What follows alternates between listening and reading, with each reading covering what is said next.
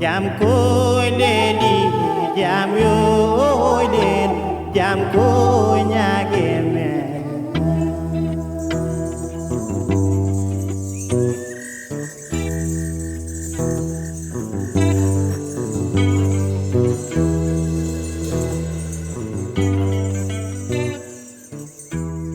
Baaba Maal is a Senegalese guitarist and singer and friend of Mansour, who inspired him to pursue a career in music rather than fishing.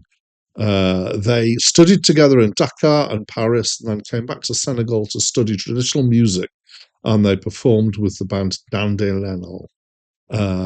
Baaba Maal has released 14 studio albums, collaborated across cultural boundaries with people like Brian Eno and Mumford and Sons, and has done soundtrack work also. Mansour Seck was a blind Senegalese singer and musician. He first studied and then played alongside his friend Baaba Maal. He is credited with 8 studio albums. Hi, my name's Dan, and this is a review of the album Djam Leelii, I don't know quite how to pronounce it, by Baaba Maal and Mansour Seck, which I hope I've pronounced okay, released in the year 1983, which was the first album by both of these guys, and so is a collaboration between the two of them. I would describe, it's my first time listening to this. I would describe this as world music, and if I needed to focus in more, I'd describe it as African world music. And if I was to zoom in a bit more, now this is where I would have to read to find out, but it's Senegalese world music. I could recognize it as African. I couldn't say specifically from my own knowledge that it was Senegalese, other than the reading that I've done. So we've got these two guys singing and playing acoustic guitars. We've got an electric guitar, which is quite a jangly and fuzzed guitar, which is a very African kind of sound to it. We've got a kora, which at times, they're not everything's at all times, which is it's described as a harp lute, but it's kind of a bit like a guitar, but with more strings, and they're sat up from the fingerboard, so you play them in a more of a harp style that you don't tend to use the frets. Or I don't even know if it has frets, and a balafon, which is tuned percussion kind of instrument.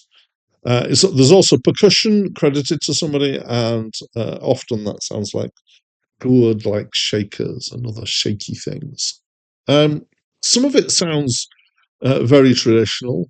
Some of it has kind of more of a dollop of a blues feeling to it. Now, I know that there's African roots that led to blues, but I know that it fed back and it was all this big kind of feedback loop.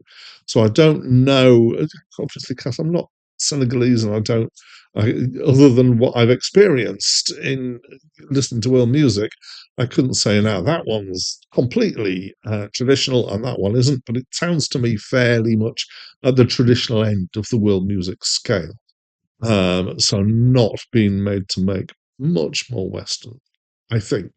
But that's just my opinion on this, and I would by no means claim that I'm right. Mostly the sound of it is quite kind of grown repetitive, I would say. So the basic structure of a few bars pattern, and something played often on one of the guitars, some kind of arpeggiated thing or something, and then over and over and over and over and over. But then that's done several times within a section. They change things in another section, but it's still got the same thing that runs through the whole track usually. And that's so I recognize that both. I recognise that and the idea of repetitive chord sequences as being very African approaches to music.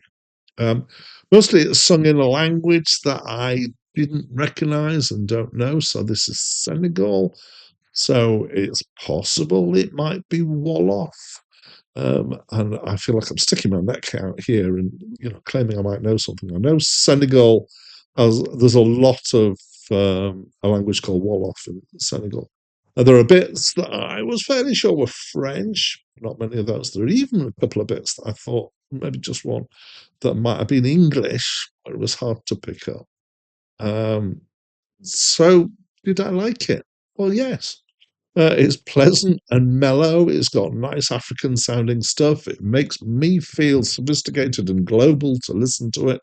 I do like a bit of world music. It's one of my things, to be honest. Is it strikingly better from other world music albums? Not particularly, to my mind. I think it possibly has attracted more attention over some others because of when it was released, which is 1983. So there was a huge explosion in world music, or an interest in world music in the West, in late 80s, early 90s. And some of that was somewhat led by Peter Gabriel. But this was well before that. So that might be why it's on this list. But I'm not regretting it being on this list because I enjoyed it. So that's what I think of this album. As always, I'd love to know what you think of the album. So please do let me know by leaving me a comment. But that's it from me for now.